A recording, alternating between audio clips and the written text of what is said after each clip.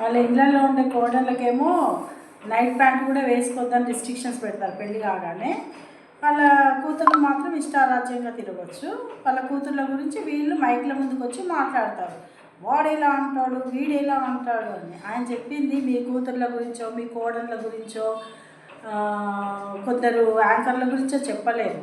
ఆయన చెప్పింది పబ్లిక్లోకి వచ్చి హీరోయిన్స్ గురించి మాత్రమే చెప్పాడు. ఏమని, అమ్మ పబ్లిక్లోకి వచ్చినప్పుడు కాస్త జాగ్రత్తగా ఉండండి, కాస్త మాట్లాడింటాడు అది. అప్పుడు వాడు రీల్స్ చేసే అతను అబ్బాయి సామాన్లు బాగుండాలంటే అన్నాడు. ఆయనను పట్టుకుని ఆమె ఆడామె కదా, ఆ సామాన్లు అని ఒక ఆమె మీద ఆమె వీడియో పెట్టి ఈయన మరీ తీశాడు. ఆమె ఆడాము కదా, అప్పుడు ఎవరు రియాక్ట్ అవ్వలేదు. ఎవరురా నువ్వు ఆడోళ్ళ గురించి సామాన్లని మాట్లాడడానికని ఒక్కరు రియాక్ట్ అవ్వలేదు.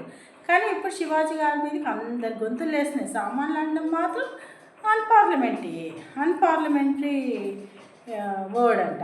మరి అప్పుడు ఆమె ఆడామే కదా, ఆమె గురించి ఎవ్వరు ఉమెన్స్ కమిషనర్కి ఫిర్యాదు చేయలేదు, ఆమె గురించి ఎవరు పట్టించుకోలేదు. అప్పుడు అంటే మీకు గుచ్చుకుంది కాబట్టి గుమ్మడికాయలు దొంగ అంటే భుజాలు తడుగుతున్నట్టు మీకు తగిలింది కాబట్టి మీరు రియాక్ట్ అవుతున్నారు. మీ రియాక్ట్ అయ్యేంతో ఇక్కడ ఎవ్వరు ఇది లేదు. ఇది మహా 10 రోజులు ఉంటుంది ఈ రీల్స్లలో, తర్వాత అంతా కామన్ అయిపోతుంది. అది కూడా అందరికీ తెలుసు. పచ్చళ్ళు అని ఈ ట్రోల్ చేసే నా కొడుకులను అన్నారు ఫస్ట్. అసలు అది ఇష్యూనే కాదు. ఈ ఇన్స్టాగ్రామ్లో ట్రోల్ చేసే వాళ్ళతో ఏమవుతుందంటే ఒక గుండు సూది కూడా భూతద్దంలో పెట్టి చూపించేసరికి అదొక మహా ఇదిగా కనిపిస్తుంది అనమాట. ఇది పెద్ద ఇష్యూ అన్నది ఏం పెద్ద ఇష్యూ కాదు. ఆయన మాట్లాడాడు, అయిపోయింది, క్షమాపణలు కూడా చెప్పుకున్నాడు. ఎందుకు ఆ మాట వెనక్కి తీసుకోవాలి, ఆ వర్డ్ మాట్లాడాల్సింది లేకుండే అది అని క్షమాపణ కూడా కోరుకున్నాడు.